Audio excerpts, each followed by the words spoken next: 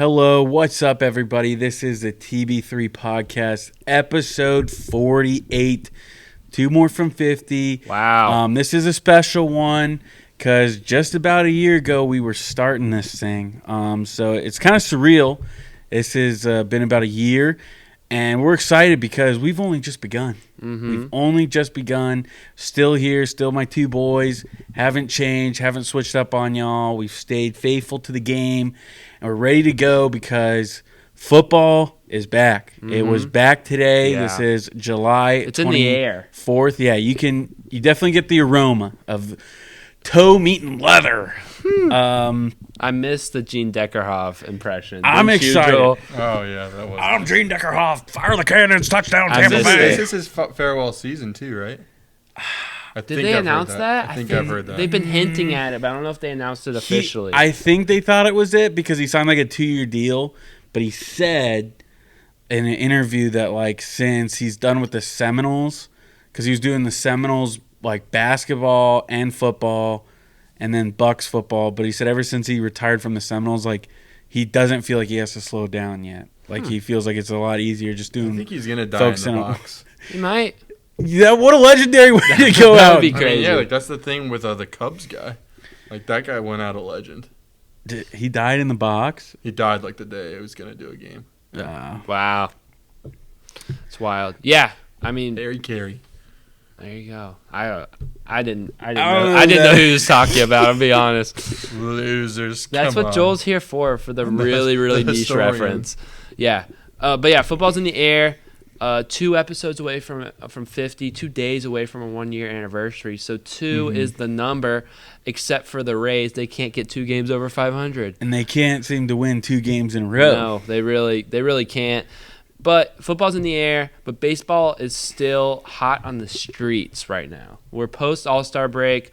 Nice break for the Rays. Isaac Paredes, we talked about this. He got in and he grounded out on 1 pitch, right? We But talked he about had this. a nice throw across the He diamond. did. I think we talked about this last week. We got the All-Star game in last week. But Yeah, we did. We did. And Uniforms were bad. uniforms are bad. Yeah, we talked about all that. But, I mean, this is You just gotta cover your bases. 'Cause Yeah, I'm just remembering. Literally. Important notes. But yeah, this is an important week for the Rays because they're still trying to stay alive in that wild card race. They're not out of it, and they're really close. I mean, some people might make you believe that we're so far out of it, we're not even close. But we're right there. We Yeah. are seriously right there, and anything could happen. A lot of teams are losing. A lot of teams in our division have lost to some bad teams, so we're staying alive. And on top of that, it's a big week because it is the trade deadline. Absolutely. The Rays went into the post All-Star break games, headed into the Bronx, into New York, and they were sitting at 500, and they were looking for, they had, I think it was 9 games before the trade deadline, and you're looking for a big run from the Rays. You're looking for, I think Brandon Lau said this, you're looking for the boys to make it as hard as possible for Eric Neander to trade any one of them away. Take the decision to be a buyer or seller out of his hands. And the Rays were looking to do that against a familiar foe. The Yankees, a team they played just before the All-Star break in Tropicana Field, they headed over to the Bronx, to Yankee Stadium against, some people call it the Bronx Bombers, but I'll just call them the Yankees. The Stankies. The Stankies. And in game 1, first game, post All-Star break, we had Zach Eflin versus Garrett Cole. And Garrett Cole won that battle as the New York Yankees would get 4 runs off Zach Eflin in 5 innings pitched. And the Rays would not get many runs. They would only get one run by a home run by Brandon Lau. The Rays would lose this one 6-1. But the next day, they bounced back in a big way. This was Nestor Cortez versus Taj Bradley, and Taj Bradley yet again turned in another gem of a start. 7 innings pitched, 1 hit, 2 walks, 0 earned runs, 5 strikeouts. And on the other side, Nestor Cortez did the opposite of what Taj Bradley did. The Rays teed off on him. They ended up getting, how many runs off him? 6 earned runs off Nestor Cortez. Alex Jackson highlighted this with a 3-run home run. Yes, you heard that right. Alex Jackson, a 3-run home run. He pimped it, even though it was a wall scraper at Yankee Stadium. Randy and Isak would also hit home runs off Nestor. Randy would hit another one to give him 2 on the day. And the Rays would win this one in convincing fashion, 9-1. Then on Sunday, probably the best game of the series, the most competitive one, the Rays had Shane Baz on the mound versus Marcus Stroman for the Yankees, and the Rays started this one off with a bang as Richie Palacios got a leadoff home run, his 5th of the year, to make it 1-0 Rays. And then in the 4th, the Rays added on as Randy Rosarena would get a solo home run, and Jose Caballero would get an RBI single to make it 3-0 Rays. Then top 7, Jose Siri got a 2-run home run, dead center, to make it 5-0 Rays. However, the Yankees were not done. Aaron Judge would just hit an absolute meatball from Jason Adam a long, long way, making it 5-3 Rays. The Rays would get some insurance, which turned out to be very important, with Jose Caballero, a solo home run, right down the line into the short porch. The Yankees would try to get back on the game in the 9th, but Pete Fairbanks would shut the door, and the Rays would win this one 6-4. But this was a funky little series. This was not a 3-gamer. This was a 4-gamer, and we had an afternoon game on a Monday to finish it off, and the Rays came out a little sleepy in this game. The Yankees started this game off with 2 home runs back-to-back in the bottom of the 2nd to make it 2-0. They would end up getting a 4-0 lead before Jose Siri cut into it with a solo home run to make it 4-1, but then it was all Yankees after that. They would end up winning this one 9-1 with a bunch of home runs from Soto and the boys, and the Rays would split this series in the Bronx. Yeah, any other season, any other time, this would be honestly pretty good. You're on the road, you take 2 out of 4. What more could you ask for? But I feel like the thing has been all season against the Yankees is you should have won more. You should have won more. Because this team has been struggling. The Yankees are like 10 and 23 or something in their last 33 games. I mean, they're absolutely terrible, and I think out of their 2 losses, I think you could say the last game was more Littell's fault, but equally the Rays have, again, not a surprise, struggled with runners in scoring position. That's been their biggest battle all season. I think it's really been that. And, you're happy, but in the circumstance, you're happy they won 2 games, but in the circumstance of where you're at in the season, you're trying to stay alive, trade deadline's looming. Would have been nice to at least have taken 3 out of 4. I think the takeaway for me in this series as a whole was letting DJ LeMahieu get a home run just made me sick to my stomach. It made me so sad. The guy's hitting, I think, definitely under 180. Sub 200, yeah. He is hitting terrible. And we let him have a home run. It was like, come on, Rays, why are we doing this? But the high point was definitely the Alex Jackson home run. Like, come on. I wanted to call the shot, but I was like, no, I'm not going to call a shot. And then he got it, and I'm like, oh. Didn't you call it the week before? I think I did. Me and Alex Jackson, we're on the same wavelength.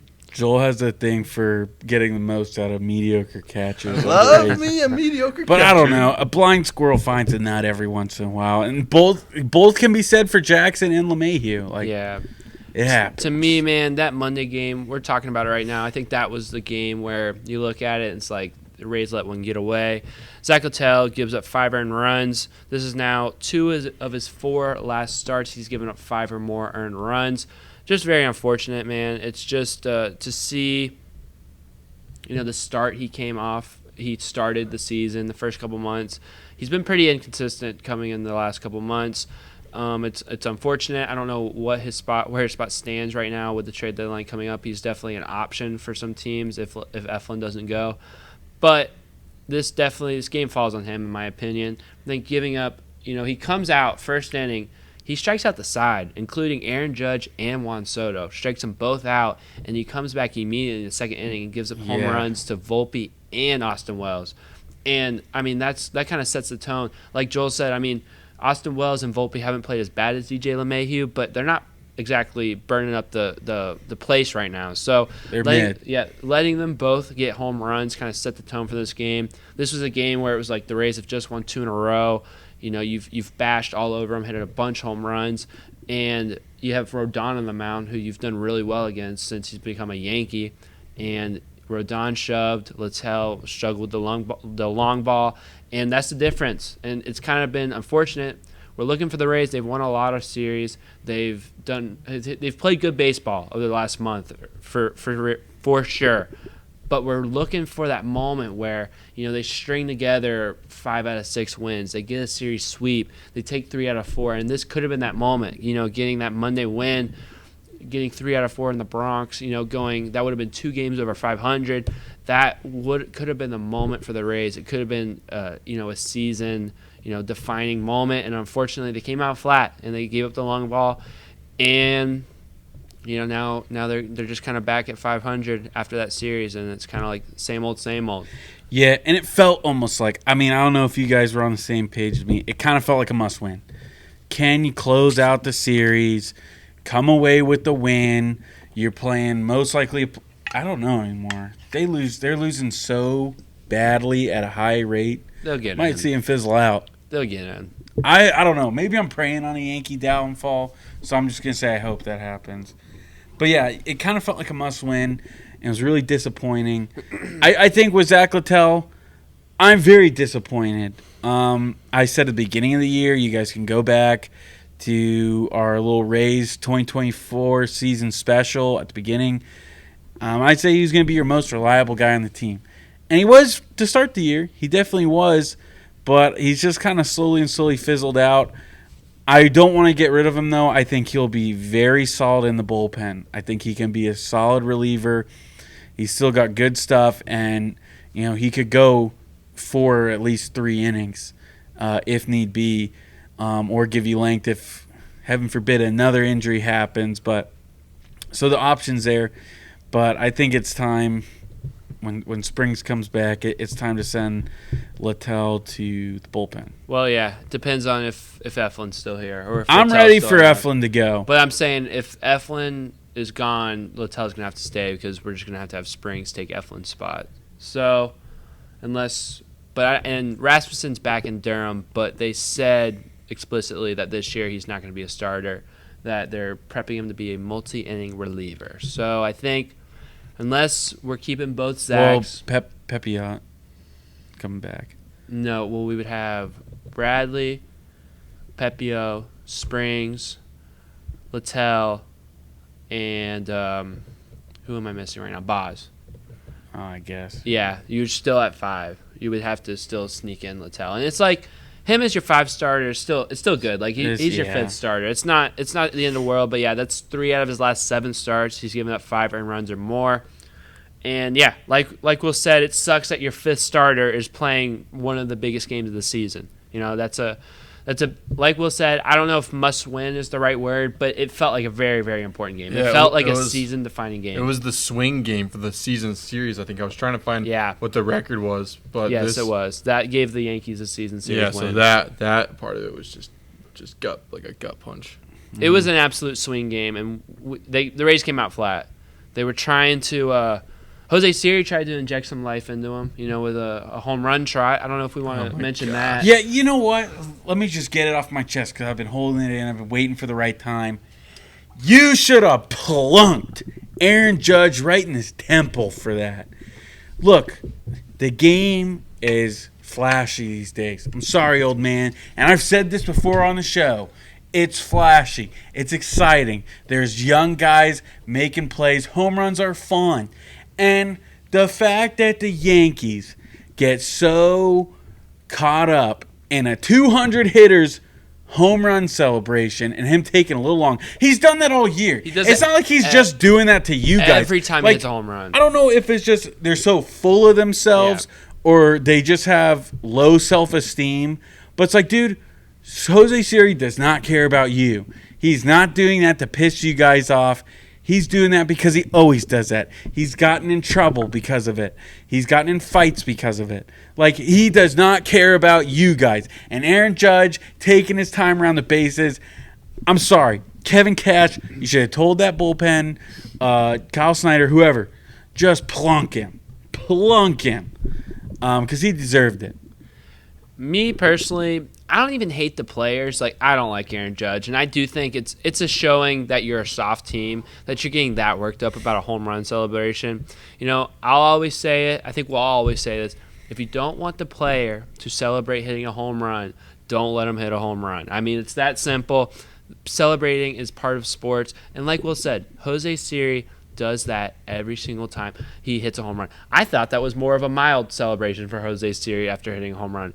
My problem comes with Yankee fans, and especially Michael Kay in the booth, just ripping on Jose Siri, saying, "Oh, it's like a party out there, and they're in the dugouts, 4-1, yada yada." Michael Kay is soft, by the way. He's soft. The whole fan base. They're is so soft. The Yankees fan base is so soft. They could not get Jose Siri out of their head. He was living rent free in there, and it's kind of just funny to me. It's like we're the Rays. We're trying. I don't care. I don't care about Aaron Judge or Juan Soto taking a longer home run shot in a game that's already over. I'm trying to focus on the next game. I know the guys are trying to focus on the next game. They're on a road trip. They're going somewhere else.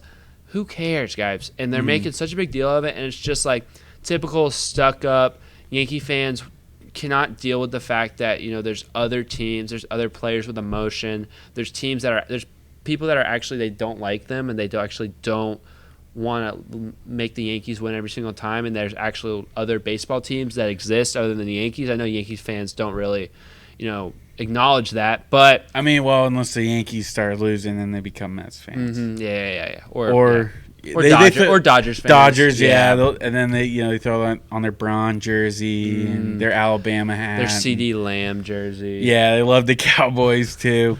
But yeah, that just to go off on that too, like, it makes me so mad because there's all these Yankees fans and they love to just treat you like little brother. They love to, you know, tell you about how the Rays don't have fans, this and that, and act like they don't care about you. But then you do one thing and the Rays are worse than Stalin. Yeah. You know, it's just like, I thought you guys were so much better than us. You have this big fancy payroll. You guys have all these World Series You guys rings. don't have beards. You guys are supposed to be classy. Yeah, and you guys act like you don't care about us, but then when we go in and smoke you, we go in and take 2 out of 4, when we're a 500 team with the 4th lowest payroll in the MLB, then you get all butthurt. Keep the same energy all the time, guys. Just to put my opinion on this, I do think Jose Siri is pretty bad for baseball. Baseball's classic. I'm the old man on the panel. I get it. But, I mean, I like Jose Siri. I like what he does on the field. But, like, some of the stuff he does is pretty immature, and I don't think it's good for baseball.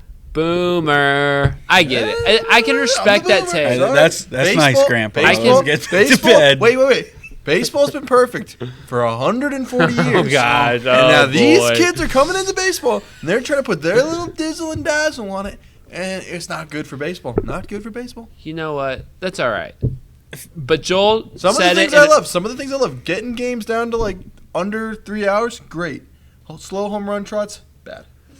Hey, Joel said it respectfully and nicely. There's not one Yankee fan that did it that way. So you know what? Even if if me and Will disagree and Joel disagrees with us, we were civil. Yankee fans immediately just start rapping off things that their little checklist, like, oh, all 4 fans enjoyed that. Guys, we've heard that 20 million times. It doesn't faze us. It's not true. And you guys have not even a clue what it is to be a Tampa Bay sports fan and have to deal with stadium stuff and have to deal with, you know, living in an area where there's majority transplants because that's how your city is, you know? It's a completely different situation. So you do that, you know, you hit with the 0 rings. Like, the Rays haven't had more success than the Yankees in the last decade. Whatever. And then, you know, other stuff like, oh, scoreboard. Oh, look at the scoreboard the day before. Like, it's like they have like a checklist, and it's like, guys, these don't faze you. And it's like, you guys have played horrible baseball for a month. You guys are on the verge of losing the player you just gave up so many assets for nothing. Oh, he wants out. Yeah, he wants out. That's what I'm saying. Like, you're about to go and lose in the ALDS minimum, maybe the wild card. I don't even think. I'm still going to pray on the downfall. I don't think they're going. And then you're going to lose Juan Soto to free agency. He's going to go across town to the Mets. He really wants out. Yeah, he was talking. It was like, I think it was after one of the Rays games. He was talking about how, like, nobody on the team wants to win, and him and Judge can't do it alone. Like, wow, he's gone. He's going to the Mets, man. It's all about the Mets, it's baby. All about the Mets, baby. And Pete Alonso comes to Tampa Bay. Do we reining back into the series? Let's talk about some good stuff. Another right? spectacular Taj Bradley start. I mean, just just so good, man. And I don't know if this was a podcast conversation or not, but Taj Bradley in his last few starts, the last two, which have been 14 innings, 0 earned runs, he's been pitching to contact more often. I mean, 5 strikeouts this game, 8 in the game before, but there were some games early on in the season where he was going less innings and getting more strikeouts. But his ability to pitch to contact, to get the pop-ups, to get the ground balls, stuff like that has allowed him to become an even better pitcher. And you look at this game, the Yankees got a leadoff double. They didn't get a hit on Taj Bradley for the rest of the time he was in. 7 whole innings, no hits. Just fantastic from Taj. Yeah, and you think, I mean, he's just getting better and better. You think after he gave up nine earned runs to Baltimore there, he had an ERA of 5.86. I mean, he's down below 3. And since June 8th, he has the lowest ERA in baseball, lower than Paul Skeens. That's an all-star right there. All-star starter. Yeah. So he's just getting continually better. And it is such a treat to watch him. I don't know. That's it. Dude's an ace. 90 strikeouts on the season, 2.63 ERA. What more could you want? Whip a 105. I love it. Love this kid. He's my ace. Right now, I never thought I'd say that about Taj Bradley. I know. I kind of gave up on him. He is my ace. I hate to say it. I really I knew he was still young. I'll admit when I'm wrong on the show because it's rare. Like I have to acknowledge it. I've been like 0 for 2. I've already said this. I was wrong about Littell and I was wrong about Bradley. Bad show for you. Yeah, I wasn't wrong about Eflin. Is Will a casual? Does he not know baseball? Okay, that's stretching. Okay. All right. I mean, sometimes these Rays pitchers come in and they don't look good to start. They don't feel good to start, and then overnight they're like, "Oh, by the way, I'm your ace." Glasnow, Snell, McClanahan. Didn't happen to Luis Patino. The only one, and I love this guy. Love him so much. Matt Moore. Matt Moore came in and you knew that guy was your ace. I'm gonna write Matt Moore letters. Tell him how much I love him. Yeah, and then you look back on the hitting side in this series. The Rays hit 10 home runs in 4 games. They were the Bronx Bombers. They out-homered the Yankees, I'm pretty sure. Tropicana North.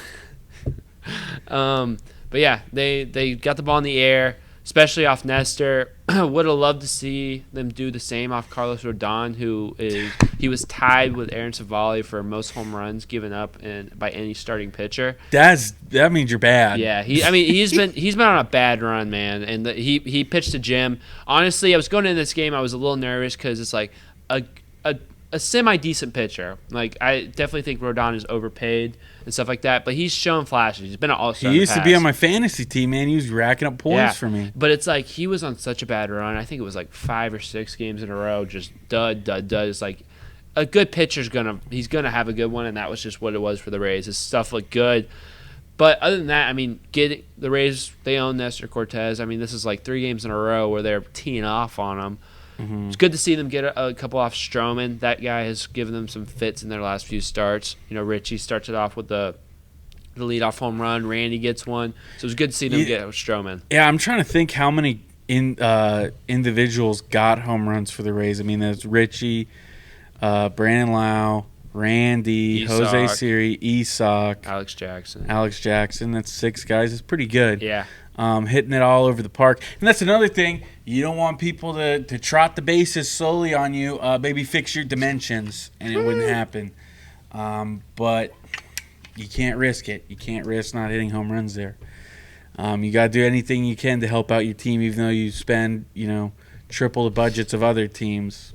Got to do anything to cut Some of those corners. home runs that get hit, I'm like, this is crazy. But it's Yankee Stadium. They're all wall scrapers. Yeah, it's Yankee Stadium. I mean, it's nothing new. Blew my mind when I first started becoming a baseball fan. I was like, this is so dumb. But it is what it is. You got to live with it. I didn't like what Randy said.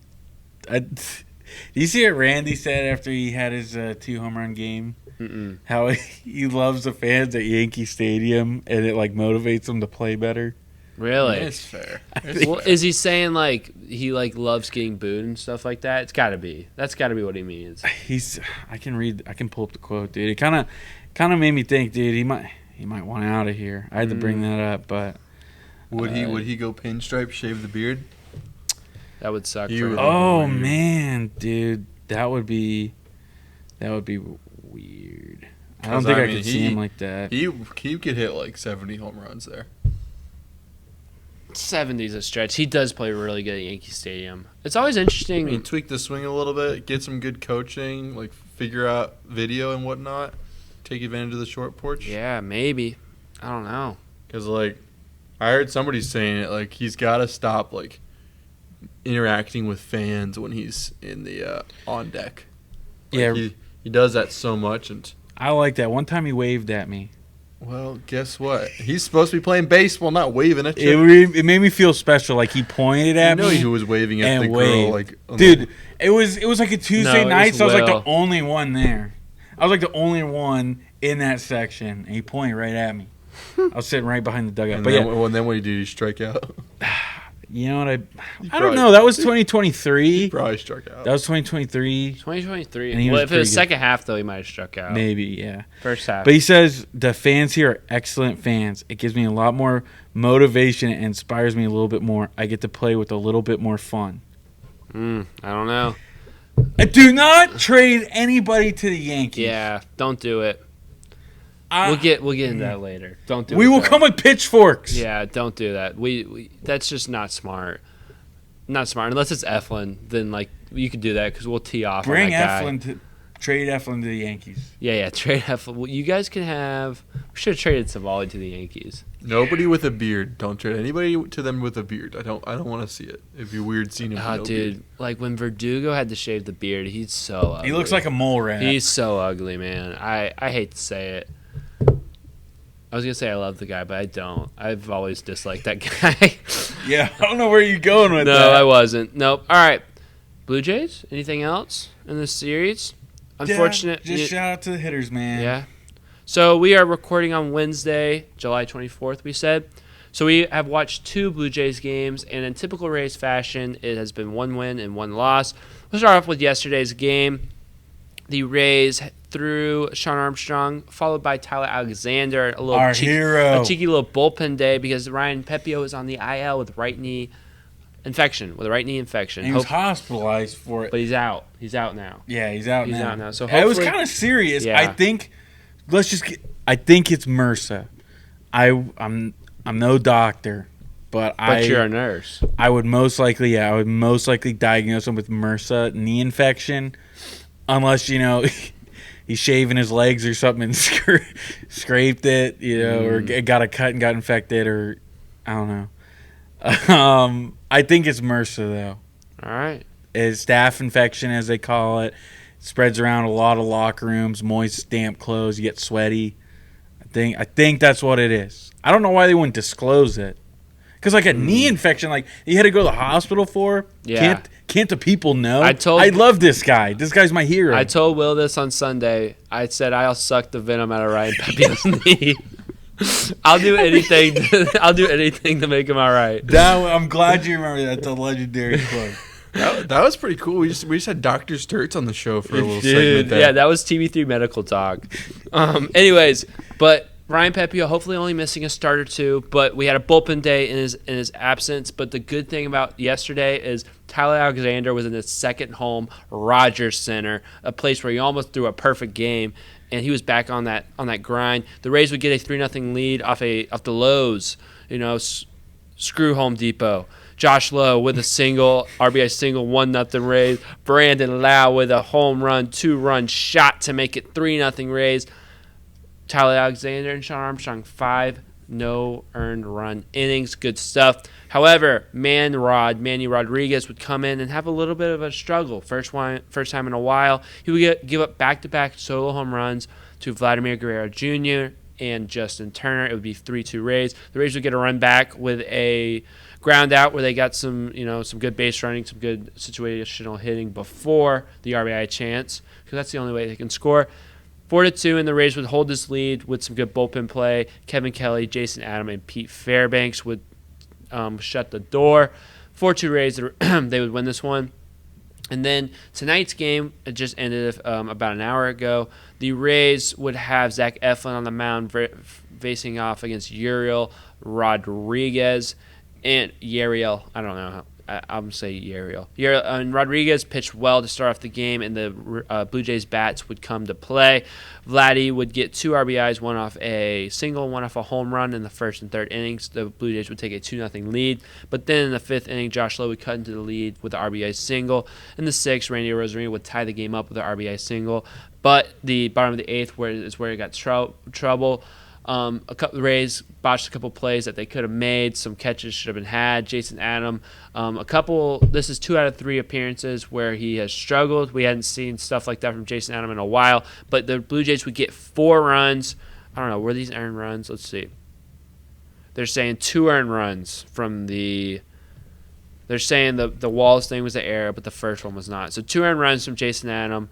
The Blue Jays would get 4 runs in total. The Rays would try to cut back with a Ben Rortvedt double in the top of the 9th, but that was all they would get. The Rays would lose this one 6-3. They are back to 500, looking to win the series tomorrow afternoon. Yeah, I really think we're cursed. Don't worry, guys. Next week we're bringing a priest on the show, a witch doctor. The guys from The Conjuring. No. Because I just feel like, and I can go back to the stats, I mean, when we go to games, they lose. When we film, they lose. I don't know. Us 3 together, we're bad luck. We gotta shake it somehow. Somebody's gonna get fired. We gotta do something. Shake it up. If somebody put all our names in a hat, pick it out, somebody gets fired. I have a crazy idea. Do we need to switch where we sit next week? Maybe. That's interesting. We have to do it on a game to see. If we switch seats, Man, we switch seats, and if they win, that would feel weird though. I'll feel weird about that because we've been in this row the whole year. Yeah, well, the whole time since we got camera, we've been in this. No, but I mean, even off camera, we were in this order. Actually, yeah. Maybe a couple times we switched. We were flipped the other way, but I was to your right, and Joel was on the other side. This is true. We've always been that way. But maybe it's not good luck. I mean, even like the Lightning were losing when we film when the Lightning were playing. And now I feel like it's right with the Rays. They lose when we film. It's been routine. So we gotta shake it somehow. That's a good point. We'll see. We'll bring you back the results if we change it.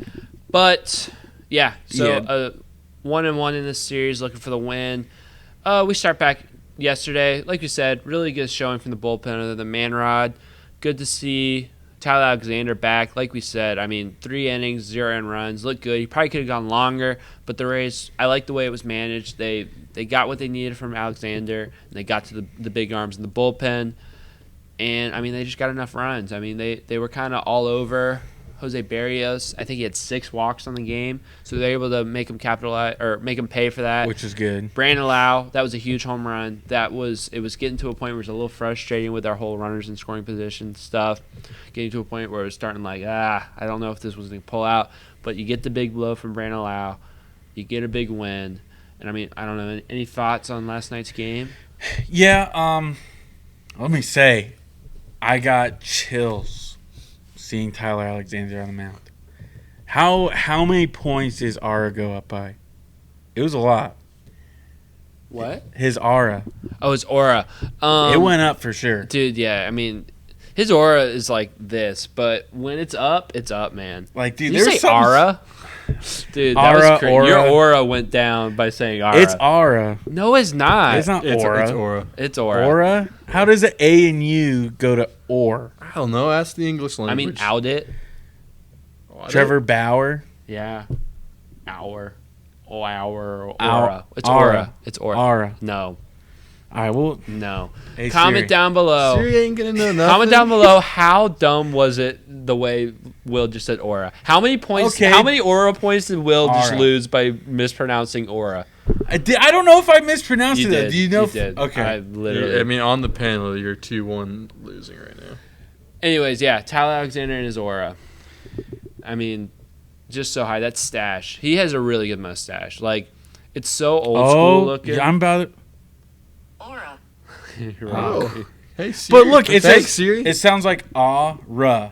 See, that throws you off though. Ah-ra, You but then heard. she says, Laura. Yeah, you're wrong. That doesn't make any sense. No. Okay, I'm gonna YouTube. No, you're gonna get us copyright. Looking at how to pronounce. Great. This now- kid- great, now this we have to guy's put- way we- too We have to creepy. put references on the video now. Thanks. Dude. We're gonna have to call the police on that man. Whoever made that Yeah, video, I send him to jail. Dude, he's in denial. He just literally got the Google Translate in Siri, and he's still in denial. It's aura, bro. What? In What? Spanish. Okay. All right. All right. Oh, I said it in Spanish. Make your Kyle Alexander two point. languages confirm it. You know what? He's my friend. I know him personally, so whatever. Anyways, yeah, good pitching from him. Okay, well, that's the thing, too. If we're talking about pitching, I think the Rays did exceptionally well, drawing a lot of walks from Jose Barrios the night before, but it was disappointing seeing them the next game because Yariel Rodriguez, he can throw for a lot of walks, and they only get one walk off of him, and it was Richie Palacios.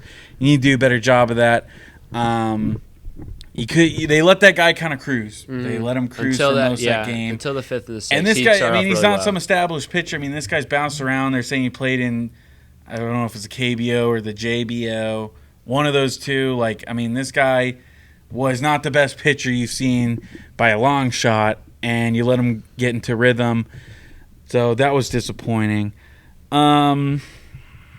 What else from this game? Yeah, errors cost you. Yeah, that was a rough inning because, it's not an error in the book, but that eighth inning, Jose Caballero catches that ball 8 times out of 10. I mean, it was right there for him. It just went off his glove, mistimed his jump a little bit, but yeah, that's a game changing play. I mean, that was 2 outs. You're leaving the game tied, and I mean, we see the Rays, they get a run in the ninth. I don't know if it would have been different. Obviously, different pitchers maybe. I don't know, but I mean, that's a game changing play, and to not make it when you're on third base for your defense, Jose Caballero. I mean, Isaac Paredes is over at first. You have Ahmed Rosario in. He's a better bat, but Jose Caballero is the better defender, and he botched that play. And then to make matters worse, Taylor Wallace has an actual error on the play. And I was calling him a Gold Glover. I know. And it's just like you can't have those botches late in the game, especially in a playoff race. So that was really, really unfortunate to see. And on top of all that, to be down 2-0 and come back in this, like the Rays are just not a comeback team this year. And to get all the way back in the 6th inning, make it 2-2, and then just to cough it all up in the 8th inning, and not even on like legitimate things, just defensive errors it's the taste of the Rays season. Like you get just close enough to where you're there, and then you're not there. You're gone. You're done. Well, yeah, and it's like it's not really even the coming back part because you shouldn't have been in that situation in the first place. Kevin Cash said before the game, we should be able to get on this guy early. We got to put some runs on the board early, get him out of there. He throws a lot of balls, and you don't do that. You let him get into a rhythm, then you have to crawl back, and one guy has a bad outing, and you're done for. So you do all that to get back. You should have blown this guy out of the building. You should have been up by 3 or 4 runs instead of being down 2-0. They also had opportunities in those innings where they tied up the game to take the lead. I mean, Yeah. there was it was an incredible catch by Dalton Varsho that robbed the Rays of a run. But they had the runners in scoring position. They had the chances, big strikeouts. Like we said, they're still not capitalizing to their full potential with runners in scoring position. But yeah, those middle innings, when you claw back, you want to keep the momentum and take the lead. I mean, taking the lead in that situation would have kind of taken all the wind out of the Jays' sails. But you didn't do that. You're in a tie game, battle of the bullpens, and Jason Adam has looked pretty hittable this last week ever since he got snubbed from the All-Star game. So that's been unfortunate to see. I think he'll bounce back. I don't think we're worried about him. But, these are important games, crucial games, and mental mistakes costed the Rays. Mm-hmm. But there's always hope. Just win tomorrow, guys. And as you look tomorrow, I mean, we can do a little game preview because it's the same series. You got Taj Bradley on the mound, so you got to feel good about that. Taj Bradley facing off against Chris Bassett. Chris Bassett is 8-8 with a 3.71 ERA, having a pretty solid season. But the Rays in the past have been able to get to him. I remember, I don't know if this is the only game Chris Bassett has pitched against the Rays this year, but that was a Brandon Lowe Grand Slam game early on. Was off Chris Bassett. He's going to come at you with a bunch of different pitches.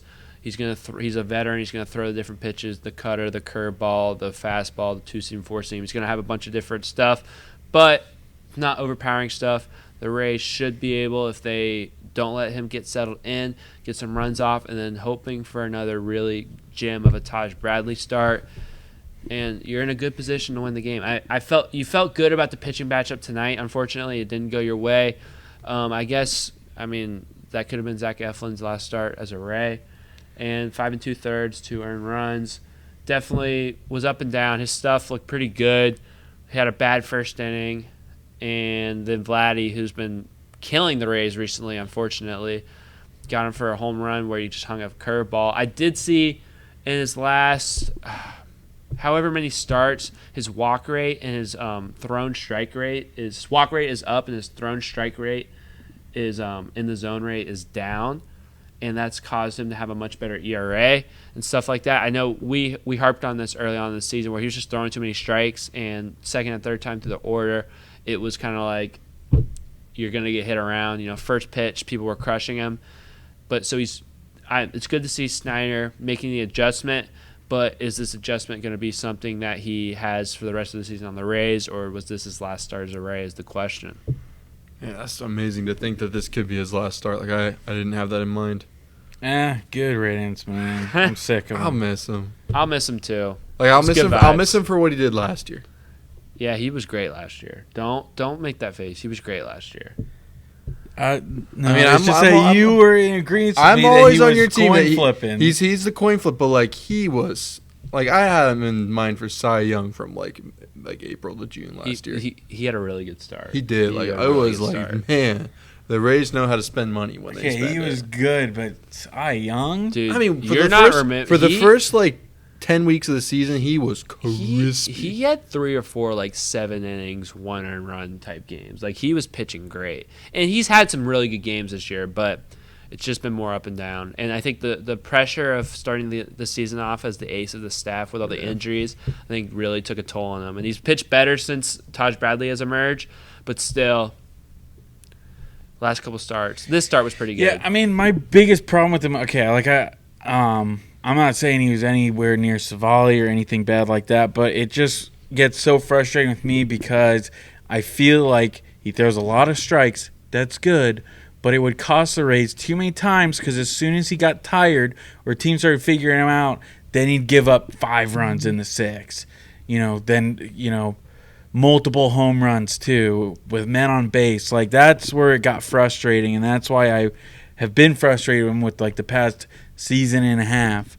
And I'm honestly not upset that he's gone because it is too inconsistent, and especially if we do sneak into the postseason, we can't have a guy like that who you don't know what he's going to give because he gave a bad one last year. Wasn't a great start. And he gave a bad one last year. And it's like that guy would probably be our ace going in the playoffs. I mean, no. Taj Bradley's starting game 1 of a playoff series. Well, let's hope, but No, we're not the coaches. If he's not, that's blasphemous. I think you guys have been clowning on Cash all year. You don't think they would do something like that? No, I think he would, but I think Kevin Cash is smart enough to start Taj Bradley. At this point, I would certainly hope so. I would hope so too. And then, I just think the difference between Eflin this year and last year is the quality of strikes. I mean, last year he was throwing pitches that were just tickling the outside of the zone, and this year they're just catching too much plate. I mean, even you look at the pitch that Vladdy hit out, it was a curveball, and you're trying to get that down to the bottom of the zone, even out of the zone, and it's hanging in the middle. It's the lower middle of the zone, and Vladdy crushed it because it's 80 mile per hour. So you got to have better location when you're a command pitcher, and his location he's been catching too much plate consistently throughout the season. So it'll be interesting to see, and I think that's a good segue into, I guess, do the Rays win tomorrow, guys? No. Most likely, yeah. I think yes. But then they're going to lose on Friday to go back to 500. But that's a good set. To the Reds? Yeah. I have a good feeling about the Reds series. And I have a good feeling because this could be a good chance to get back into the wild card race right now. You should win tomorrow. You got the Reds this weekend. That's at least 2 out of 3. And then you got Marlins. And then you got the Marlins. If like you could really get close, be knocking on the door before the schedule gets a little sour. Anything other than 4-1 is disappointing in my eyes in that series. 100%. But speaking of the Marlins series, that is when the trade deadline is July 30th. There's been a bunch of rumors circling around. The Rays are noted to be both buyers and sellers at the deadline. A lot of players, almost every single big-name Rays player has been in trade talks. Like we mentioned a bunch of times, Zach Eflin is a piece that looks likely to go. Veteran starting pitching is is coveted on the market, and he's a veteran starting pitcher. He has a track record. He's got good stuff. I know the Cardinals are pretty heavy on him. Some other teams are, but it looks likely he'll go. A lot of the other names that are on the markets that are maybes right now are big name Rays players. I mean, Isaac Paredes has been linked to a couple teams like the Astros and the Mariners. Randy Arozarena has been linked to the Dodgers and also the Mariners and teams like that. Pete Fairbanks was actually linked to the Yankees, and people are calling about him. So those are some big name Rays players, and I just posed the question. I mean, about a week out of the deadline, I mean, how do we feel about what the Rays are going to do? Well, like I've said before, sell. Like I've said before, and I said last week, you can be somewhat of sellers and honestly get better. I think you can afford to get Eflin out of here. You could get some value in return, and you'd be better off with the starting rotation when Springs comes back, because he's scheduled to come back July 30th, which would be the day of the trade deadline. At least that's what ESPN says. But so I think you get better in that aspect and get stuff in return. He's going to cost you a fortune next year. And to be honest, is he really worth it? Is he really worth being the highest free agent in Rays history? I don't think so. I think that'd be smart to get rid of him, and I think you get better. That starting 5 is dangerous. Then again with Randy, I'm not too upset if he goes. He has struggled mightily this year, and I know he's getting better, but I just don't know how long you can hold on and hope he really turns it around and gets hot. I love him to death. He is a fan favorite, and I'll be very sad if he goes. But I think you give more playing time for Josh Lowe, Johnny DeLuca. You get way more reps with them, including Palacios when he plays back there. Even Jose Siri, give him more at-bats. I think those guys will get better than hoping Randy figures it out. I really believe that. As far as Pete Fairbanks, stupid. Absolutely not. Don't get rid of him. That would be so foolish, especially to the Yankees. I'm serious. I will come with pitchforks. I will storm Tropicana Field like the Capitol on January 6th and demand the resignation of all the Rays front office if you traded, even if it's not Pete Fairbanks, anybody to the Orioles or the Yankees. I will be furious. Or the Red Sox. Yeah, if they're really going to buy. I mean, they probably will, but any of those guys, you throw the Red Sox in there, I will be furious. Isak, back and forth on it.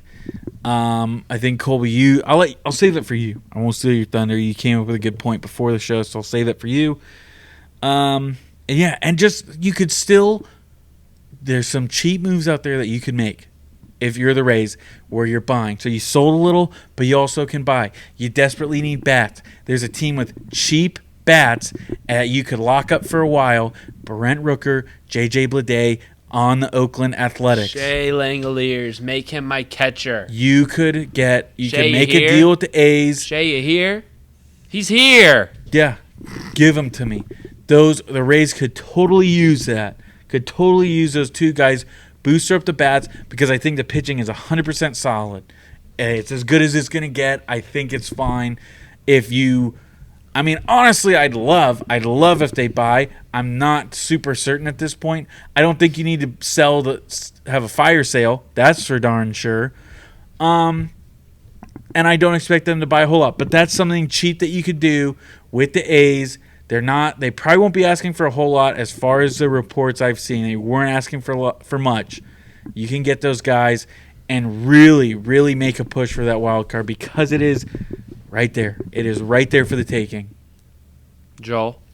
I'm definitely among the if he has value, sell him camp, because my thinking is with the new stadium coming along, things are going nicely. You could build a super team by the time that stadium's open. You think about what the Braves have done. You think about what the Astros did years ago. Like I don't think it would be unquestionable to go into something like that. I would want to hold on to maybe one player who has something that winning aura within his system, and everybody else can go. Everybody else can say see you later, and then we stock up on a couple of free agents when that stadium's opening up, and we could be raising a World Series banner year one. That would be the route I would go. This team doesn't really have anything worth doing for the next couple of years. I'd hold on to a few of the starting pitchers. Like I think some of those younger guys, like they're good. Like that's probably what you start building around. But any guy that has a contract, I'd say to that, yeah, you're gone. I thought the Rays were going to be bankrupt if they open the new stadium in St. Pete. They will be, but Okay. that's not until 2031. Remember what the Marlins did when they got a couple of big guys the first couple of years? We're going to do that. Hopefully ours works out. Hopefully ours gets a World Series. Theirs didn't. Then we'll be bankrupt. But in those 2 years, get me a World Series. Interesting.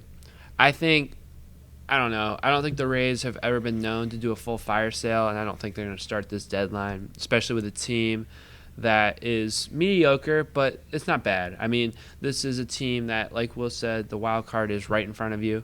There is plenty of possibilities, and even at the very minimum, I would disagree with your point about in the next couple of years. I don't think the Rays can do anything special. I think as soon as next year, I think this team could be very special if they play their cards right. And I think that starts with this trade deadline. And I think the Rays do this better than any other team, and it's buy and sell. We've already mentioned it. I think that's what the Rays are going to do. And I think the way they do it and to what end they do it is going to be interesting to see. To me, I've been mulling over this. This is something that I was pretty against when I first heard the idea of it. But as I've kind of looked, come around, looked at some of the stats, looked at the way this guy's been playing, I've kind of come to terms of what I would like to see the Rays do other than trading Zach Eflin, which I think is the right move and is going to happen. And that's Isaac Paredes. I mean, this is a first-time All-Star. This is a guy that, had a really good season last year, and he built on it in the first few months of this year, being really the only consistent bat for the Rays. And I think this is the highest his value will ever be. I think Isaac Paredes is definitely an interesting hitting type. I don't know if all of these stats can be fully trusted, but I think this is around baseball circles. It's been very well documented how weird Isaac Paredes' success is. He's a pull hitter. He is playing in a stadium where it's easy to pull. I mean, Tropicana Field, we make fun of the Yankees, but Tropicana Field does have a pretty close left field, especially that corner, 162 landing. And I think it has benefited Isaac a lot in his success and his numbers. I mean, I'm looking here in 2024, his expecting batting average is 220. And I mean, last year, no, I'm sorry, it's a 218. Sorry, 218, and last year it was 230, and the year before it was 210. So, I mean, this is tough. His hard hit rate is the lowest it's been since he's been with the Rays. It's 26.2%. And I do think, just by the nature of what he's doing, some of these hits are lucky, and some of them he's always going to get these type of hits because of the type of hitter he is. But my point with saying all of these numbers is I think Isaac Paredes, this is the best we'll ever see him. I think this is the highest his value will be. And I think the Rays, this screams Rays fleece someone. Chris Archer. This really does scream something like that. I think you get a team that's desperate enough, a team like the Mariners. I know the Mariners have a really high-profile catching prospect in Harry Ford, something like that. And I'd like to see a trade centered around that.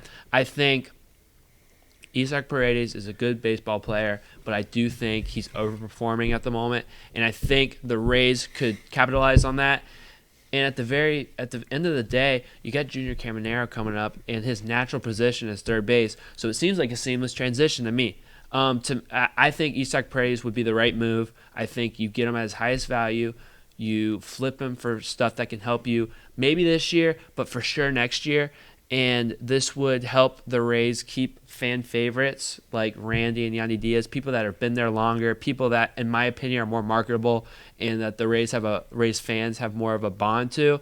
So I think if I were the Rays, I would try to sell or get rid of Zach Eflin and Isaac Paredes and make that my deadline. Try to get some players. Try to get at least one or two that can play on the roster this year and help you out this year. And then get some guys that are, prospects that could help you out in the next year or two. Also, I think an obvious guy to go is Ahmed Rosario. He is on a one-year deal. He's overperforming. He's hitting about 300. And he also doesn't even get that many at-bats with our team. I mean, Kevin Cash only plays him against lefties. So that's a match made in heaven. I think he's obviously should go. Anything you can get, any prospect you can get for Ahmed Rosario, take it. Because you got him for basically nothing and flipping him for a prospect. Good for Ahmed. I think he should play for a team that is more willing to use him every day. So, yeah, I think Ahmed Rosario is going to go. I think if I was the Rays, I would trade Eflin, Isak, and Rosario this deadline. And would you agree that they could still get better after making those trades? I do, especially if Junior Caminero is as advertised. So for me, just now putting players in it, I would trade all those guys, but I also would trade Randy and Fairbanks. Fairbanks? Why? People pay big money for bullpen guys.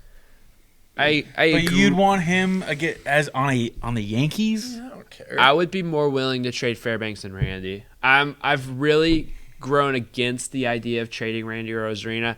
I think I don't want a Crawford situation though. You got to get something for him. But he still has a couple years of team control. I think it's 2026 before his deal is up. He still has 2 years of arbitration. Randy Rosarina is maybe the most marketable Rays player ever. And I mean, you are running on a PR low. I mean, attendance has not been good this year. He's a free agent after the 2026 season. Exactly. You got 2 more years of team control. So you're running on a PR low. I mean, the Wander Franco situation has scarred the Rays franchise. It's a bad omen for him. I think, attendance is bad. Randy Land is something that has worked for the Rays attendance-wise that has never worked. Like, nothing has ever worked like Randy Land has. And he's played great the last month. He's been a great hitter. And also, if you look at the pipeline of Rays hitters, they have a bunch of infield prospects coming up. They do not have the same amount of outfield prospects coming up. So to me, I think Randy is a piece for the marketability, for the lack of outfield depth.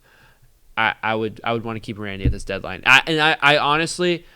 Asked me that a couple weeks ago, I would have been flipped. I would have been appalled at the idea of an Isak trade, and I would have been pretty willing for a Randy trade. But I've changed my mind upon further review. For me, it's got to be Randy or Diaz. Like one of those two. No, don't trade Diaz. One of those two, I think, is out the door. Don't trade Yandy Diaz. What's going on with that, though, by the way? Because, I mean, if you've lived under a rock, I mean, this guy's on the restricted list. And they said it's a family emergency, but the weird thing is, as we know now with the Wander Franco situation, restricted list means you're not getting paid. I'm pretty sure they came out and said specifically he's not getting traded. That's what they said. But they also said non-disciplinary. Yeah, was words. Are they being that big of cheapskates then? It's just weird how he's not getting paid, in my opinion. Maybe I can agree with that, but maybe you have other thoughts. It's just weird. I thought maybe it's because they wanted to pull the player. They wanted to pull Meade up, and they didn't want to have to they thought maybe Yandy was going to come back before the 10 days, and they didn't want to put him on the IL when they would have to. They couldn't activate him, and he'd have to be on the IL for longer than the emergency lasted because they didn't know how long. But don't they have like a bereavement list though? Can't you go throw him on that? I do think so, but maybe that's only for a day. Like maybe he was outlasting it. Because wasn't Tyler Alexander on that for a minute? Well, I know there's been people on the bereavement list. That's usually like your wife's pregnant. Yeah. So it is weird. I don't think, to me, it doesn't. Nothing smells fishy as of right now. But it is weird. The restricted thing is weird. Yeah, it is a little weird, but I think it might just have to do with some of the timing stuff. Hoping to see him back because we missed his Batman. It was also another point about the Yankees series is like the 2 out of 4 is more impressive when, in my opinion, your best player was, not playing. So. Mm-hmm.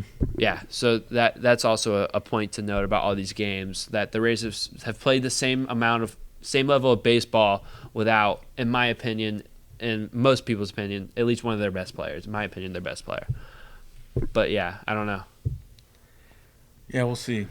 Please come back. All right, so if we had to predict, we're not saying what we want to do. We're saying what we think the Rays will do. Because I think we've already said what we want them to do. I don't know. I don't have a lot of hope because every time I think they should do something, they do the opposite, and it sometimes doesn't turn out that good. At least recently, I think they oversell. I think they give up because in the interview with Eric Neander, he's saying they had to win 10 games.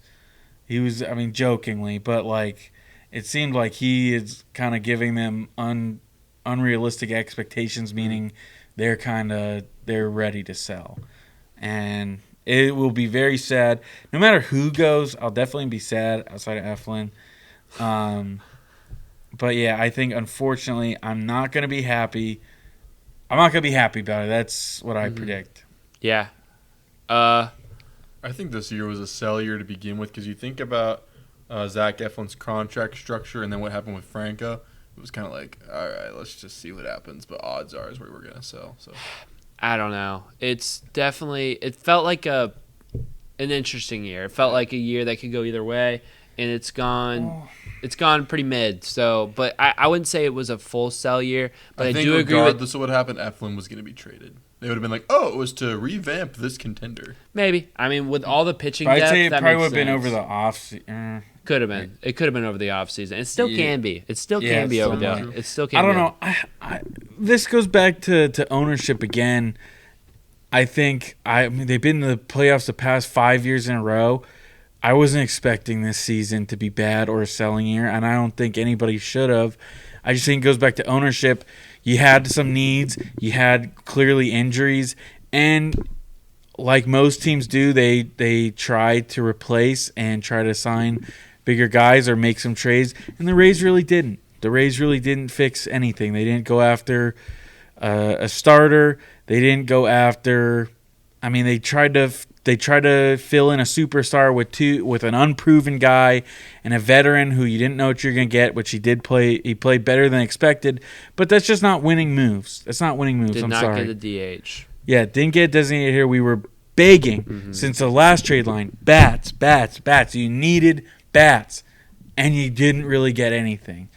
A starting pitcher would have been nice, like I said. The only reliever you get was a bust. I can forgive them for the starting pitchers because there were some injuries, and you didn't know about the injuries. You didn't know Taj was going to miss the first couple months. You didn't know.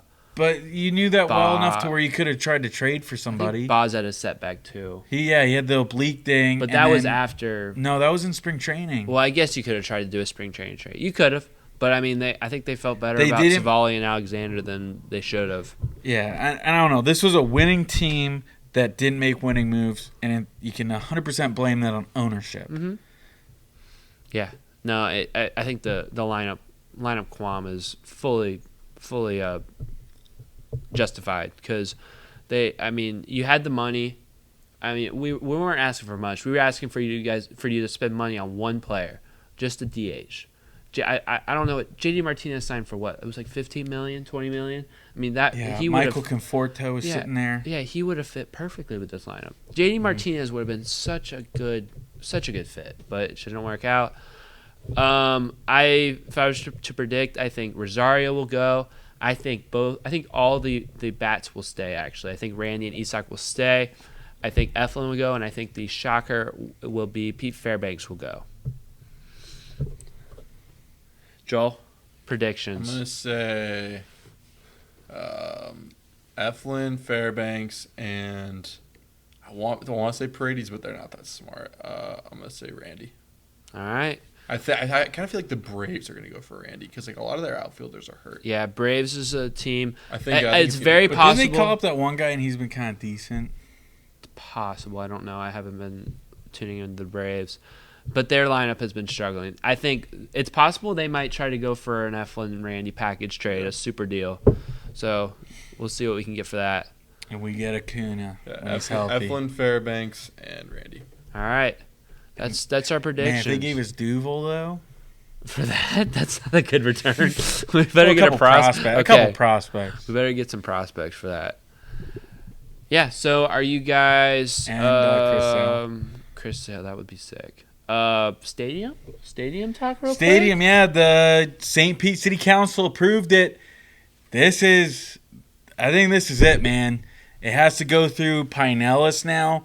But this was the big vote. This was the one that really needed to pass. And it went through. The Rays are here to stay. And I'm excited. I told you guys to believe. I told you to believe when it was happening last year on the show. And it's going to happen. And we're going to have a beautiful stadium in St. Pete, the gas plant district. There's going to be restaurants. There's going to be fun stuff. There's going to be housing. I mean, man, see what the housing market's like in a couple of years. If apartments are still the way to go, I could see myself living by the Trop, the new Trop 2.0. Publix Park. Yeah, I think it's got to be Publix Park. I think it has to be. Tropicana might hold on. Like I think it might stay Tropicana Field. I wouldn't mind it. I don't think it will. I don't think it will, but I'm hoping. Like the Krusty Krab that has to be the Tropicana 2. Oh. Second one. Because like Tropicana wasn't owned by PepsiCo, I think, when they signed that deal originally, and now they are owned by PepsiCo. So there's no way they're going to be the name bearers. But I'm just praying. Like I love the name of the Pepsi Trop. Park. Yeah, it could be. But if it is Publix, That would be sick. you need a pub sub stand in there. A couple. That'd be cool. You know how good those suckers would be? You get a pub sub, you're sitting there. Oh man. Oh, and That would also, this is going to get a lot of the no fans, but like the majority of the seats in this new stadium are going to be close to the action. So you're going to have, no matter where you sit in the park, you're going to have a great seat. I cannot wait. I am so happy this is coming true. And like I said, I posted this on Twitter. This is my Twitter. TB3 is my burner account on Twitter, basically. Sometimes I rant on there. Struggling with followers. Our Instagram's doing great. Shout out to Instagram guys. Still working hard on Twitter. A lot of sex bots. Trying to fix that part. Stay pure, man. Stay pure. But I just think if you are a Rays fan, I know it stinks. If you were really hoping they would be in Tampa, there can be 100. You can show me 100 charts of this and that and revenue and the amount of people who can get to the ballpark. But I'm sorry. Aren't you happy they're not going to Nashville? Aren't you happy we're not seeing signs in Tropicana Field that they're going to play half the season in Montreal? Oh my god. Aren't you happy about that? Like, no matter what, you should at least be happy that you, no matter how old you are, that you're going to be taking your future kids, grandkids, whatever, to the ballpark in St. Petersburg for the next 30-plus years. You're going to still have Rays baseball here, and I think at the end of the day, you got to be happy about that. And you should be. If you call yourself a Rays fan, you should be happy that the Rays are here to stay. Colby, say something before we Mr. Negative goes. Say something. Say something. I gotta go there. We're good. I think Will's right. Will is right. I think I would have loved to see it in Tampa.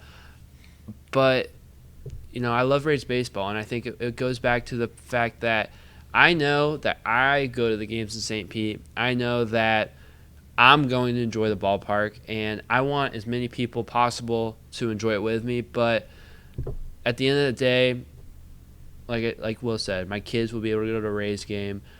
I won't have to, decide if I want to stay with the Rays to go to Nashville or if I want to go to a new team. I've been thinking about that. Like, what would I do in that situation? I don't know.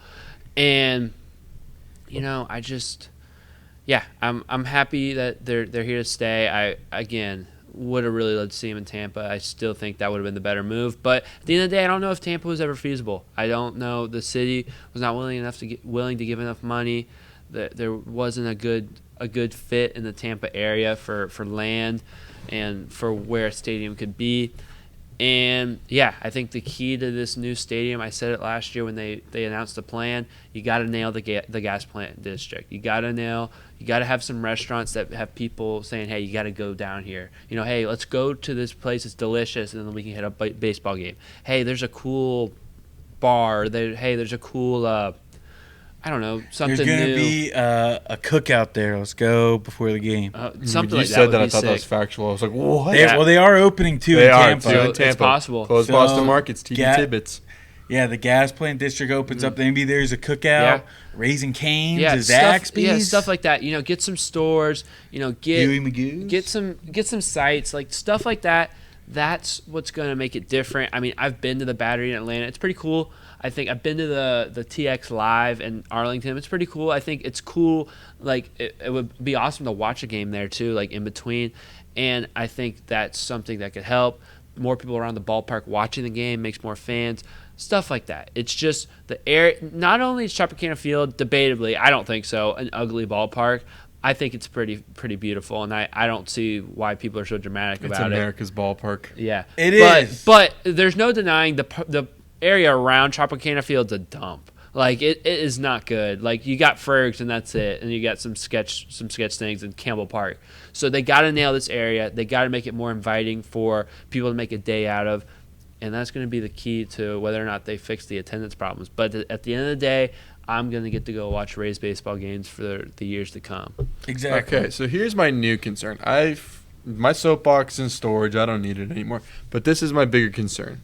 With housing prices in Tampa Bay going so high, what I've been noticing just around me and in the community is it seems like a lot of these Tampa Bay natives, the people that I was so excited to be growing up with, kind of alongside me and in the same community, those people are starting to move out. They're going to Nashville. They're going to North Carolina. They're going to all these different places. And the people who are coming in are these wealthy, richer, old people from New York, and they're not letting go of their allegiances. So the next generation that I was really excited about, they're starting to get pushed out of Tampa Bay.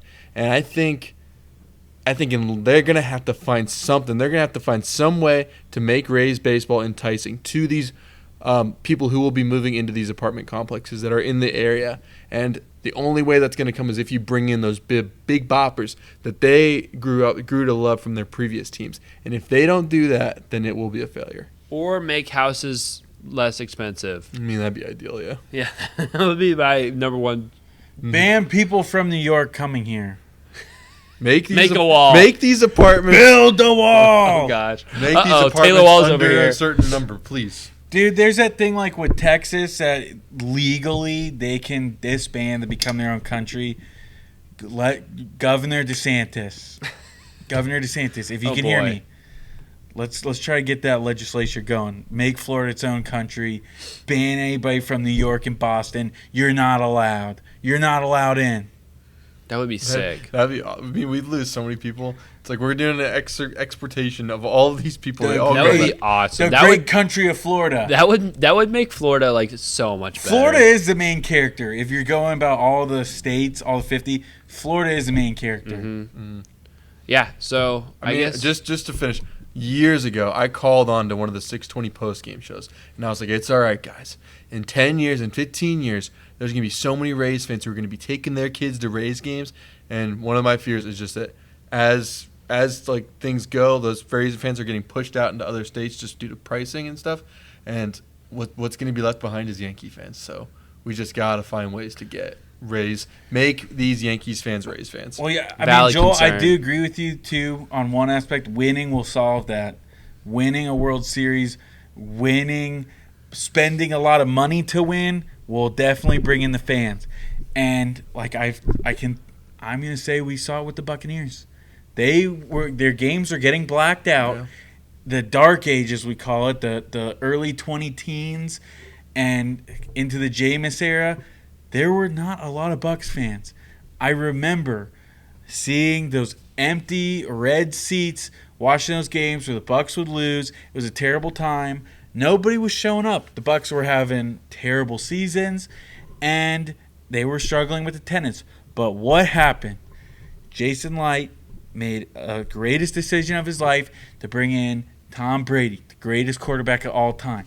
And now I see so many. Like, I even think about, too, when I was a kid growing up, I barely knew any Bucs fans. All my friends, Cowboys, Seahawks, who else? Patriots, Packers. And now all those same kids I grew up with, all Bucs fans. Why? Because Bucs did what they were supposed to do. They brought in a winner, a proven winner. And so that's my message too, Stu. Sell the team to a big spender, or just empty your pockets, pal. Get this team a ring. Get them a ring. I'll be interested. And you'll see all these guys, and you might even know how I'm feeling. We all know somebody who's a Yankees fan, or a Red Sox fan, or a Dodgers fan. But let me tell you, I guarantee it, if the Rays could figure out to win a World Series, we would see a total flip. A total flip. We'd never hear anything about attendance ever again.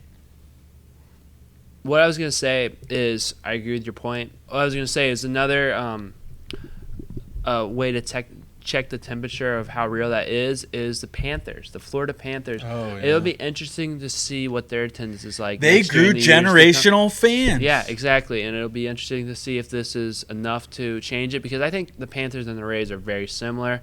So, yeah, I'll be interested to see. And if the Panthers start getting big-time attendance, then we know, Rays, win a World Series, man. That's all you got to do. And, I think maybe Stu Sternberg, you might see it as a short-term loss, but it'll be a long-term win if you truly go out. I'll build the statue myself with my bare hands if you emptied the pockets. Stu's not in it for the long term. But listen, boys. Just remember that. I'm giving the Tebow I hope promise. not. I'm giving the Tebow promise. If the Rays win a World Series, it'll change everything. It would. It'll change everything in this area. Maybe it'll be this year. Lindsay Maybe with the hopes and prayers and a little bit of friendship, the journey. Brent Rooker and Shea Langoliers. Oh, please. That's literally my dream. But yeah, that's our stadium and future Rays discussion. Before we go, we had a whole lot of Rays, but like Will mentioned at the beginning of the show, football's in the air. I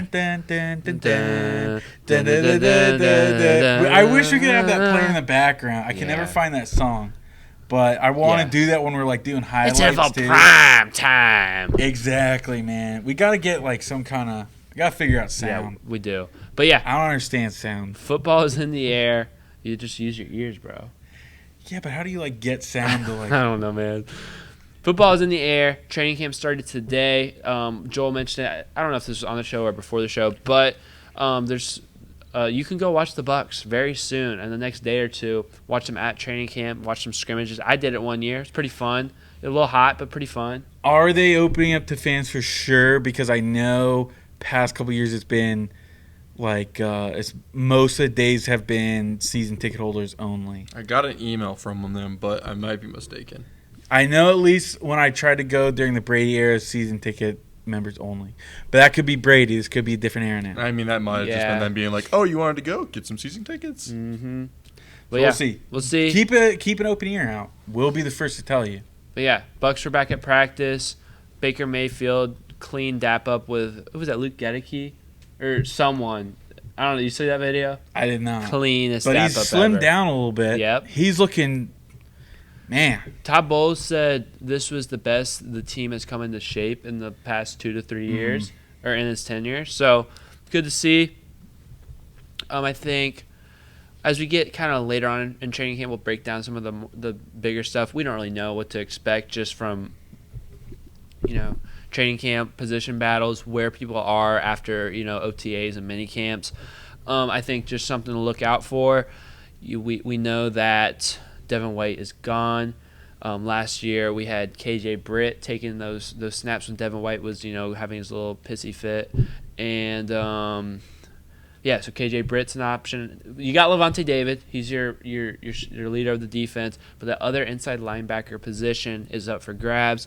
Could be KJ Britt. Could be Servache Dennis in his second year, staying a little bit healthier. Could be J.J. Russell, a preseason legend. And also could be undrafted free agent Kalen DeLoach. Please make the team. We'll see what happens. I need one Buck on the team, man. One Buccaneer on the team. Or one Seminole on I'm the team. joking. Come on, Colby. That's rude. Another thing to look out for is Isaiah McCollum is trying to flourish into that second cornerback spot. But the Rays did sign, or the Bucs. See, that's karma. But the Bucs did sign some depth cornerback pieces that could slide in that spot and give Zion some trouble. We shall see. Zion McCollum had a very up and down season. When he was good, he was great. But when he was bad, it was really bad. Really bad. Really bad. So we will see what he has developed into. Bryce Hall could be the guy to take the spot. Bryce Hall. Tyke Smith is up there as well. He's drafted. He's playing that star position. He's playing that D. Delaney position. Oh, yeah, that's true. So, but we'll see. Yeah, see. Bryce Hall, though, came from the Jets. They have a very talented secondary as well, so he was kind of, the odd man out. But he could be a star. We shall see. Another story is excited about these rookies, man. Graham Barton taking that step to be the starting center as a rookie. High hopes for him. Bucs took him high. Might have been the best offensive lineman on the board. We shall see. But saw him snapping some snaps from shotgun Baker, and I'm excited to see him. I'm excited to see the skill position players, Bucky Irving and Jalen McMillan. I think those guys are going to be electric, especially Jalen McMillan. And I don't know. I think there's a lot of hype around Bucky Irving, too, around the Buccaneers camp. So I don't know. Yeah, we'll see. Let's get the blocking right first. I think the biggest battle, which Todd Bowles said it himself, it is going to be a tough, ruthless battle between it would be Sua Opita. How do you say his last name? I think Opita. Sua Opita and Ben Brenderson. Ben Brenderson. Those are the two guys who are battling for the left guard spot. Right now, projected starters most likely Brenderson. But a lot of people, I think we mentioned it before on the Bucs draft show, or because I think we added free agents in that one too. It might not have been the draft one. Yeah, but something. A lot of people, including the media, are hoping maybe Sua can take that role because the Bucs need to emphasize on their running game, and Sua is graded way higher in running in the run game than his opponent. So that's going to be a big battle to watch. I think another one I'm most intrigued by is our edge rushers. I think, obviously, Yaya Diaby has one of those spots locked down. He was he led the team in sacks last year. He's poised to have a great season. He's a freak of nature. That's the first jersey I'm getting this year, getting that number 0. But then we have to see the Bucs drafted JTS, Joe Tryon-Shoyinka, first-round pick. This guy has not lived up to the hype. The Bucs denied his fifth-year option, so this is a prove-it year. He's got to prove it this year that he can be a long-term solution for pass rusher. He's pretty good in the run game, I'll give him that, but we desperately need pass rushing. But then again, here comes Chris Braswell, Alabama Crimson Tide. What's that coming down the track? Give me Alabama! Dude, speaking of freaks of nature, this dude's a freak of nature. He's a freak of nature, man. Because he was behind who? Dallas Turner, Will Anderson. So he's behind some talented cats, and he was still one of the best players in the SEC that year. And then last year, he earns a starting spot. He leads the SEC in hurries, a bunch of statistics. So could he have a Yaya Diaby type year in his rookie year? That's going to be something to watch. For sure. But I did see today they're just in helmets and jerseys. There's no pads going on. JTS did record what would have been a sack today. All right, JTS. So, that might be the start. It just takes a spark. It's so funny playing football and, watching football now. Like, even though you're playing in jerseys and pants, if you still make, like, a play somehow, they're like, oh man, like this is special. Like I read a legitimate article that was mentioning how good he was doing. It's like they're not in pads. They're not. This is the first day they're not even in pads. But hey, it's good to hear that he's leading the team. Yeah. Oh, what was I gonna say? Oh my goodness. Oh, darn. Well, I don't think this is what I was gonna say, but also new offensive coordinator Liam Cohen. We're gonna get a little taste of his offense at least by the videos and stuff. Yeah, he's come up with some interesting stuff. Definitely focusing on the run game. That's what he says is going to be big. And then they're gonna switch it up a little bit with Baker Mayfield. They're going to give him 2, sometimes even 3 plays when they get out of the huddle. Baker's going to get to the line of scrimmage, and he's going to pick what the best play is based off of the defense. So that's going to be big, trusting Baker Mayfield a little bit more. Can he live up to the hype? He's now our franchise guy. We gave him the money. Last year, you can say he had a great season, but he was playing on house money. He had nothing to lose. People were saying his career is over, and he found himself with the Buccaneers. But this is going to be some more responsibility. He's going to have to make the right calls, the right reads at the line of scrimmage. So, was that what you were going to say? No, I remember what I was going to say.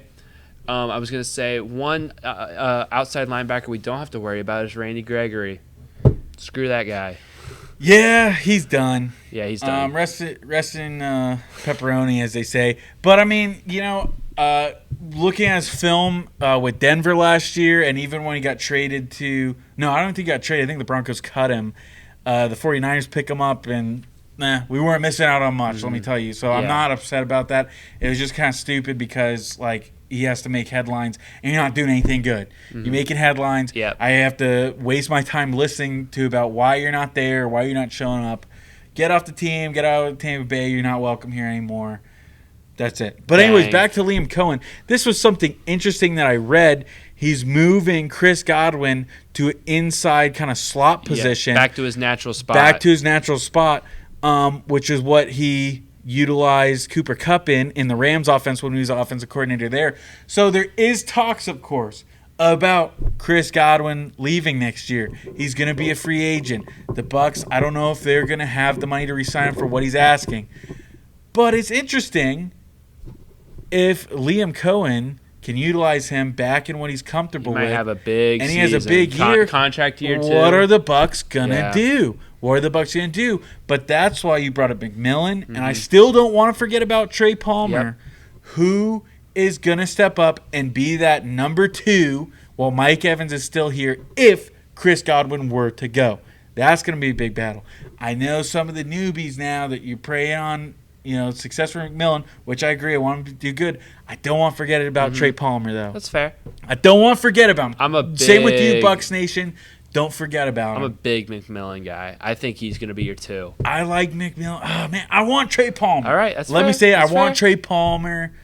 I love what I saw from him last year. Yeah. Got to hold on to the ball especially a little better. Down the stretch. But, yeah, I'm hoping for a good battle there. So I think number 1 is going to be left guard for sure. That's what everybody's going to be talking about. I think at the end of the day, looking at last year, I can't believe we have this problem again.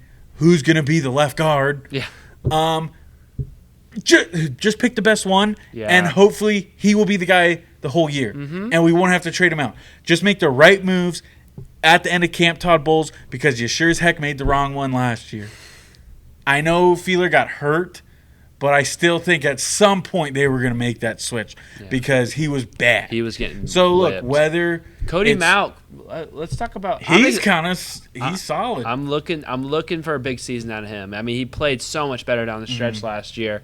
I think him coming. I think he could be stable.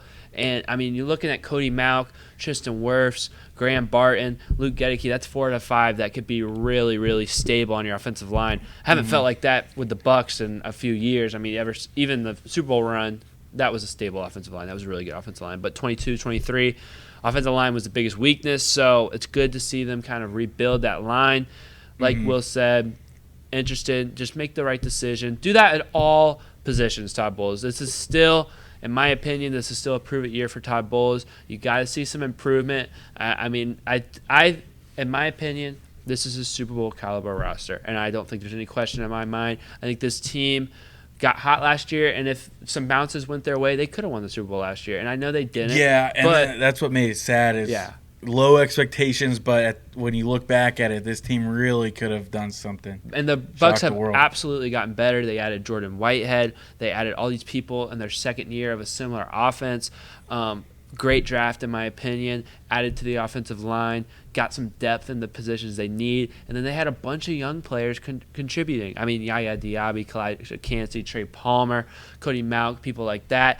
These people are hopefully going to make a step. That is naturally how it happens in the NFL normally. So I think it's a Super Bowl caliber roster, and I think it's important for Todd Bowles to treat it like that. I think Todd Bowles, this is you gotta get double digit wins. You gotta put yourself in the spot where you're feeling like the Bucs are one of the best teams in the NFC because they have the roster to do that. Yeah, I'm saying barring any injury or something unforeseen like that, I think for Todd Bowles, it must be at minimum an 11-6 season. This schedule, not going to lie, is pretty brutal, especially weeks like 4 through 10 is a gauntlet of all gauntlets. You're going to lose some of those games, I understand, but 11-6, that is still very doable. Super Bowl, of course, I'd love it. I would just be happy if you won at least one playoff game again. Just consistently win in the playoffs. Try to go on a run, of course. But I think for me, it's 11-6, and you need a postseason win. And feel like you're a playoff team because you're a playoff team. That you're not because there you're for the just NFC for South. yeah. Yep. You're not there because you're in the NFC South. You're there because you're a dangerous team. I'm not scared about the NFC South again. I'll tell you. No. If you want me to go on a rant, I'll do it. No. I'll talk about it. No, it's all right. It's all right. We'll save that for later, for the preseason. Yeah. But, yeah, not scared about that. But, yeah, as we go into training camp, looking for Todd Bowles looking for clarity on these position battles, looking to see how the offense looks, looking to see these young guns. And if you guys are heading to training camp and you guys want to tell us on YouTube or Instagram what you guys see, let us know. Comment down below what you guys are thinking. Comment down below. Yeah, if you want us to go with you, just hit us up. Yeah. I'll buy you lunch afterwards. Wow, that's awesome. Also, comment down below who you guys think the Rays will trade. Yeah, I think that's it. Yeah, that's pretty. That's a long. Yeah, we went pretty long. Yeah. So, that is episode 48. Thank you guys for listening and watching. If you're on YouTube, subscribe. Spotify, follow, 5 stars. Comment those things that we said just a second ago. Follow us on Instagram and Twitter.